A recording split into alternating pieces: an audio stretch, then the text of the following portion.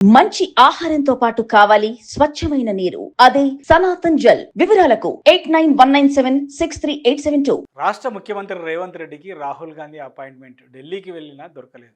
మళ్ళీ ఎప్పటిలాగే రాహుల్ గాంధీని ఏదో ముక్తసరిగా అందరితో పాటు 10 మందిలో తాను ఒకడిగా కలిశాడు తప్ప ప్రత్యేకంగా రాహుల్ గాంధీతో సమావేశమై తెలంగాణ రాష్ట్ర రాజకీయాల్లో ఏం జరుగుతుంది లేదా తెలంగాణ ప్రభుత్వంలో ఏం జరుగుతుందో చెప్పేటువంటి అవకాశం రాహుల్ గాంధీ ఇవ్వలేదు. కానీ రేవంత్ రెడ్డి ఢిల్లీకి వెళ్లే ముందు ఏమన్నారు? రేవంత్ రెడ్డి ఢిల్లీకి వెళ్తున్నారు రాహుల్ గాంధీతో కలిసి తెలంగాణ రాష్ట్ర ప్రభుత్వం చేసినటువంటి కులగణనకు సంబంధించి ప్రధానమంత్రి నరేంద్ర మోడీని కలుస్తాడు.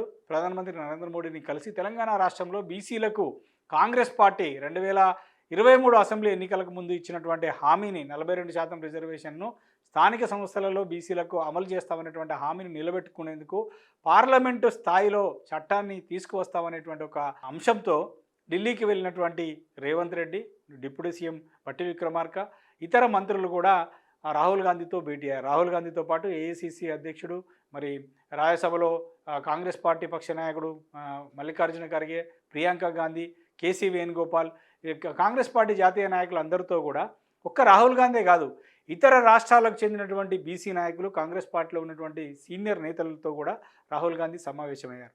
కాంగ్రెస్ పార్టీ యొక్క జాతీయ స్థాయిలో నినాదం ఏంటి అంటే అన్ని రాష్ట్రాలలో కూడా బీసీలకు 50% రిజర్వేషన్ అమలు చేయాలి, రాజకీయాలలో విద్యా ఉద్యోగ రంగాలు అనేటువంటి ఒక ప్రధాన నినాదాన్ని రాహుల్ గాంధీ తీసుకున్నాడు. దానికి అనుగుణంగానే రేవంత్ రెడ్డి తెలంగాణ రాష్ట్రంలో కూడా బీసీలకు కాంగ్రెస్ పార్టీ అధికారంలోకి వస్తే తెలంగాణ రాష్ట్రంలో 42% స్థానిక సంస్థలలో బీసీలకు రిజర్వేషన్లు ఇస్తామని చెప్పారు. సో కాంగ్రెస్ పార్టీ అధికారంలోకి వచ్చింది, 18 నెలలు గడిచిపోయింది. బీసీలకు రిజర్వేషన్ల కోసం తెలంగాణ రాష్ట్ర అసెంబ్లీలో బిల్లులు, 2 బిల్లులు, ఒకటి రాజకీయ రంగంలో 42% రిజర్వేషన్, మరొకటి విద్యా ఉద్యోగ రంగాల్లో 42% రిజర్వేషన్ కోసం 2 బిల్లులను రూపొందించి కేంద్ర ప్రభుత్వానికి అయితే పంపించారు. అది కేంద్ర ప్రభుత్వం దగ్గర ప్రస్తుతం పెండింగ్లో ఉంది. అది పెండింగ్లో ఉన్నటువంటి సమయంలో కేంద్ర ప్రభుత్వాన్ని, నరేంద్ర మోదీని కలిసి ఈ తెలంగాణ రాష్ట్రంలో కాంగ్రెస్ పార్టీ అమలు చేయాలనుకున్నటువంటి 42% రిజర్వేషన్ పైన మాట్లాడేందుకు పార్లమెంట్లో ప్రధాన ప్రతిపక్ష పార్టీ నేత అయినటువంటి రాహుల్ గాంధీ, కాంగ్రెస్ పార్టీ నాయకుడు, ఏఐసిసి నాయకుడు, ఏఐసిసి ఉపాధ్యక్షుడు కూడా ప్రస్తుతం రాహుల్ గాంధీతో కలిసి రేవంత్ రెడ్డి ప్రధానమంత్రి నరేంద్ర మోడీని కలుస్తారని చెప్పారు. కానీ నిన్న రేవంత్ రెడ్డి ఢిల్లీకి వెళ్ళాడు, రాహుల్ గాంధీతో సమావేశం జరిగింది. కానీ ఎక్కడ కూడా ముఖ్యమంత్రిగా రేవంత్ రెడ్డి రాహుల్ గాంధీని ఒంటరిగా కానీ లేదా డిప్యూటీ సీఎం తెలంగాణ రాష్ట్ర మంత్రులతో కానీ కలిసి మాట్లాడినటువంటి సందర్భం అయితే మనకు కనబడలేదు.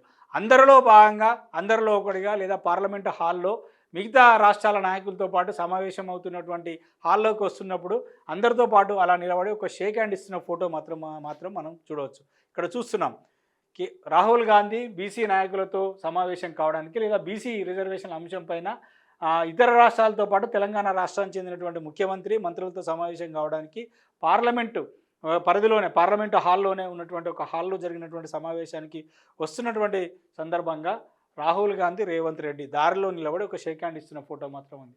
అంతే తప్ప ప్రత్యేకంగా ఎక్కడ కూడా రాహుల్ గాంధీని రేవంత్ రెడ్డి కలిసి మాట్లాడినట్టు కానీ, లేదా రేవంత్ రెడ్డి ఒక్కడే కాదు, రేవంత్ రెడ్డితో పాటు ఉప ముఖ్యమంత్రి బట్టి విక్రమార్క, మంత్రులు కూడా కలిసి మాట్లాడినటువంటి ఈ సందర్భం కానీ మనకు కనబడట్లేదు, దృశ్యం కానీ లేదా ఫోటో కానీ లేదు. అంటే ఏంటి? రాహుల్ గాంధీ మళ్ళీ కూడా రేవంత్ రెడ్డికి అపాయింట్మెంట్ ఇవ్వలేదు.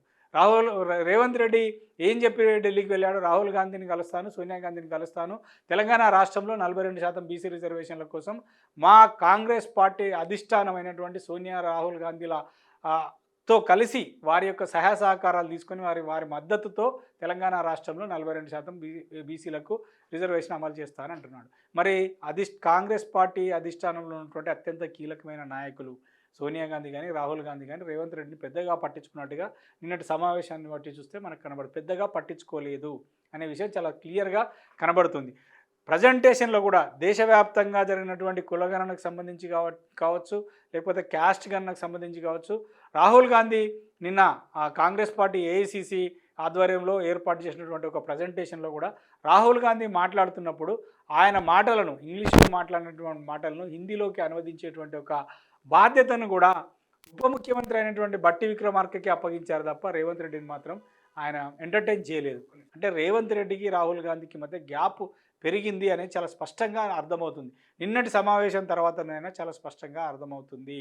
అంటే రాహుల్ గాంధీ అపాయింట్మెంట్ కోసం రేవంత్ రెడ్డి ఎంతగా ప్రయత్నం చేసినా కూడా రాహుల్ గాంధీ దగ్గర రానివ్వట్లేదు.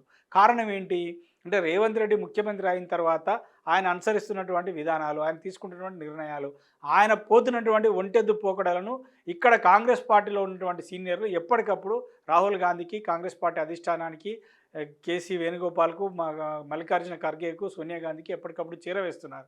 దానివల్ల రేవంత్ ఒంటెద్దు పోకడలను కంట్రోల్ చేయడం కోసం కాంగ్రెస్ పార్టీ అంటే ఒక ప్రాంతీయ పార్టీ కాదు, జాతీయ పార్టీ అనేటువంటి ఒక విధానాన్ని తెలియజేసే విధంగా రాహుల్ గాంధీ ఈ విధంగా వ్యవహరిస్తున్నాడు అన్నది కాంగ్రెస్ పార్టీలో ఉన్నటువంటి పెద్దలు చెప్తున్నారు. కాంగ్రెస్ పార్టీ అంటే ఢిల్లీ నిర్దేశిత నాయకత్వం. కాంగ్రెస్ పార్టీ అంటే ఢిల్లీ హైకమాండ్ ఏం చెప్తే కింద రాష్ట్రాల్లో ఉండేవాళ్ళు అది చేయాలి. అది ఎంత పెద్ద నాయకులైనా సరే, గతంలో రాజశేఖర రెడ్డి లాంటి వాళ్ళు కావచ్చు, మహారాష్ట్రలో ఉన్నటువంటి కాంగ్రెస్ పార్టీ సీనియర్ నాయకులు కావచ్చు, మధ్యప్రదేశ్లో కావచ్చు, ఉత్తరప్రదేశ్లో కావచ్చు, మీరు ఏ రాష్ట్రానికి వెళ్ళండి, కాంగ్రెస్ పార్టీ అంటే ఢిల్లీ నాయకత్వం. ఢిల్లీ నాయకత్వం ఏం చెప్తే అది చేయాలి. అంతే తప్ప ఎవరికి వాళ్ళు స్వతంత్రంగా వ్యవహరించి తాము ఇష్టానుసారంగా, అంటే స్వతంత్రంగా వ్యవహరించడం అంటే పార్టీ కాంగ్రెస్ పార్టీ రాజకీయాలకు భిన్నంగా వ్యవహరించొద్దు, కాంగ్రెస్ పార్టీ విధానాలకు భిన్నంగా వ్యవహరించొద్దు. ఎవరైనా తమకు తాము సొంత నాయకులుగా ప్రకటించుకున్నా, లేదా తామే కాంగ్రెస్ పార్టీలో అంతా అని ప్రకటించుకున్నా ఢిల్లీ అధిష్టానం ఎట్టి పరిస్థితుల్లో వాళ్ళని టాలరేట్ చేయదు అనడానికి ఇవాళ రేవంత్ రెడ్డి ఒక ఉదాహరణ. రేవంత్ రెడ్డి ఉదంతం కూడా ఒక ఉదాహరణ. ఎందుకంటే దాదాపు ఏడాది కాలంగా రాహుల్ గాంధీ అపాయింట్మెంట్ రేవంత్ రెడ్డికి దొరకలేదు. ఎంత ప్రయత్నించినా రేవంత్ రెడ్డిని రాహుల్ గాంధీ దగ్గర రానివ్వట్లేదు. కారణం ఏంటి అంటే రేవంత్ రెడ్డి ఇక్కడ చేస్తున్నటువంటి ప్రకటనలు, రేవంత్ రెడ్డి ఇక్కడ మాట్లాడుతున్నటువంటి మాటలు, రేవంత్ రెడ్డి ఇక్కడ వ్యవహరిస్తున్నటువంటి తీరు. ముఖ్యమంత్రి అయిన తర్వాత ఆయన కేవలం రేవంత్ రెడ్డి వర్గం నాయకులను, కార్యకర్తలు మాత్రమే కాంగ్రెస్ పార్టీలో ఎంకరేజ్ చేస్తున్నాడు అనేటువంటి ఒక విమర్శ. మొదటి నుంచి కాంగ్రెస్ పార్టీ కోసం పనిచేసిన వాళ్ళని పెద్దగా పట్టించుకోవడం లేనిది మరొక విమర్శ. ఇంకొక విమర్శ ఏంటంటే కాంగ్రెస్ సీనియర్లను ఎప్పుడూ కూడా ఎంత ఎంత తొందరగా దూరం పెడితే అంటే తన ముఖ్యమంత్రి సీటుకు ఎసరు రాదు అనేటువంటి ఒక ఆలోచనతో కాంగ్రెస్ పార్టీలో ఉన్నటువంటి సీనియర్ నాయకులను కూడా రేవంత్ రెడ్డి ముఖ్యమంత్రి పదవిని అడ్డం పెట్టుకొని ఇరకాటంలో పెడుతున్నారనేది మరొక విమర్శ. వీటన్నింటినీ దృష్టిలో పెట్టుకొని ఈ అన్ని అంశాలు రాహుల్ గాంధీకి ఎప్పటికప్పుడు చేరుతున్నాయి కాబట్టే రాహుల్ గాంధీ రేవంత్ రెడ్డిని దగ్గర రానియట్లేదు. అంత ఢిల్లీకి వెళ్ళిన మళ్ళీ రేవంత్ రెడ్డికి నిరాశ ఎదురైంది. నిన్నటి సమావేశం అది మరొకసారి రుజువైంది. మళ్ళీ ఎప్పుడు రేవంత్ రెడ్డికి రాహుల్ గాంధీ అపాయింట్మెంట్ దొరుకుతుందో చూడాలి. రాహుల్ గాంధీతో రేవంత్ రెడ్డి పర్సనల్గా భేటీ అయ్యి, లేదా ఒక ముఖ్యమంత్రిగా ఇతర మంత్రులతో కలిసి భేటీ అయ్యి కాసేపు మాట్లాడుకునేటువంటి అవకాశం దొరుకుతుందా, దొరకదా? అందరూ ఇప్పుడు తెలంగాణ రాష్ట్ర రాజకీయాల్లో ఎదురు చూస్తున్నటువంటి అంశం ఇదే. రేవంత్ రెడ్డి ఎప్పుడు రాహుల్ గాంధీతో భేటీ అవుతాడు, రాహుల్ గాంధీ రేవంత్ రెడ్డికి ఎప్పుడు అపాయింట్మెంట్ ఇస్తాడు? రేవంత్ రెడ్డి అంటే రేవంత్ రెడ్డి కాదు, ఒక ముఖ్యమంత్రిగా, తెలంగాణ రాష్ట్ర ముఖ్యమంత్రిగా తెలంగాణ రాష్ట్ర ముఖ్యమంత్రి రేవంత్ రెడ్డికి కాంగ్రెస్ పార్టీ అధినాయకుడు రాహుల్ గాంధీ అపాయింట్మెంట్ ఎప్పుడు దొరుకుతుందా అని అందరూ ఎదురు చూస్తున్నారు. మరి ఎప్పుడు దొరుకుతుందో చూద్దాం.